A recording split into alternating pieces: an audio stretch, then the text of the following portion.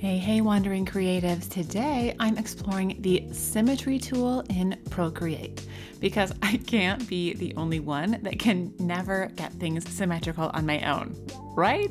So first, in case you're new to Procreate, you'll find the Symmetry Tool by clicking the wrench right up here, toggling the drawing guide on, and then hitting Edit Drawing Guide.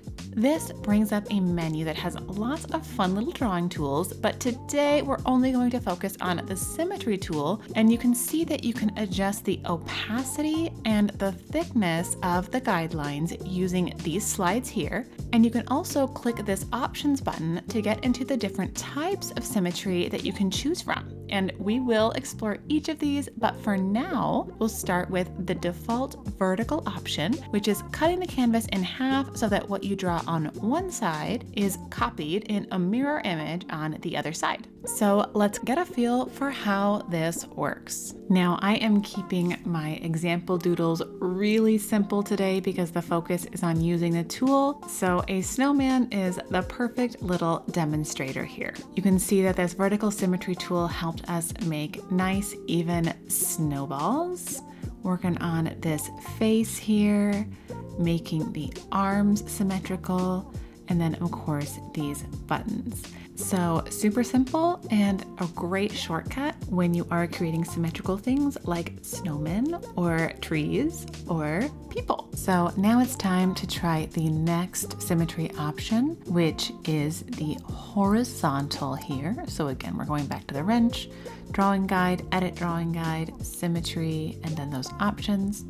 Hitting done. And for this demonstration example, I thought it would be fun to draw a cute little snake here. So you can see it's again just a simple mirror effect, and you can be as fancy or simple with this as you like. One trick is to make sure you're paying special attention to where the line meets in the middle, making sure it connects fully and also looks smooth, and adding in the eyes and the cute little tongue. So next up, going back into the wrench, edit drawing guide, and symmetry options, we're going to try out the QUADRANT tool. Now, one quick thing I forgot to show before is along with the thickness and opacity, you can also change the color of the symmetry lines. And if you're drawing on a certain background color, then it can be really helpful to make sure that your symmetry line is in a contrasting color. I guess I need to make this thicker and more opaque so you can see that there. There we go. So we'll go ahead and change this to this nice teal blue just for fun and hit done. So to demonstrate this quadrant effect, I thought it'd be fun to do a little flower, keeping it real simple here, drawing in some secondary petals on each end, adding some little details here for fun. Another demonstration that I really like, especially if you do illustration, is using this quadrant tool to create an overhead street scene. So drawing in the center lines and then just real quickly putting in some little building and tree shapes here to give the effect of a cute little city intersection. And last up, going back into those symmetry options, we're going to try out this radial option. Now, if you've seen all of the fun little mandalas going around on Pinterest and YouTube, this is often the tool that they're using to create those. It's super simple to just create a little bit of shape in one of the little pie segments, and it creates the same shape in all of them. And so you can get some really cool effects really quickly with this tool. I am just having a little fun here, creating a really simple mandala-like effect. Of course, if you wanted to create a more finished piece, you would want to take a little bit more time, plan out your design, make sure all of your strokes line up exactly at those lines, because that is the trick to making it look seamless. But overall, this tool is a super fun one. If you just have a few minutes, you want to doodle a little bit, have a little fun, this is where you'll find it.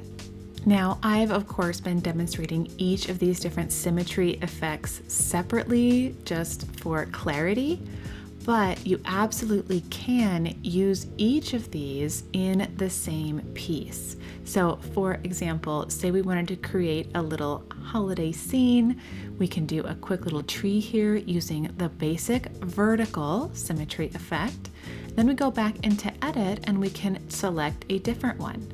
So we're going to do radial and then move it, just dragging that little blue dot where you want it to be. And now changing the color to yellow, we can create a little star using that radial symmetry tool. We then fill it and add some shine marks, and there you go.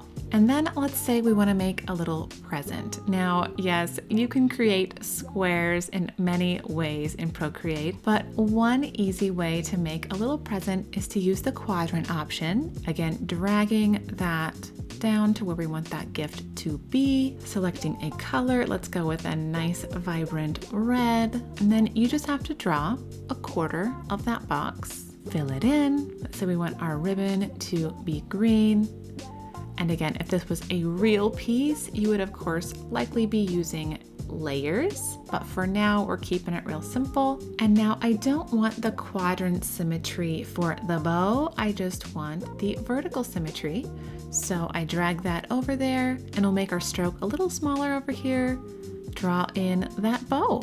So there are so many amazing things you can do with these symmetry options once you get a feel for them. So go have fun and create and explore, and let me know what you create using the symmetry tool in the comments. And of course, if you found this video helpful, make sure to hit that like button. It just helps more people find this video. Happy wandering!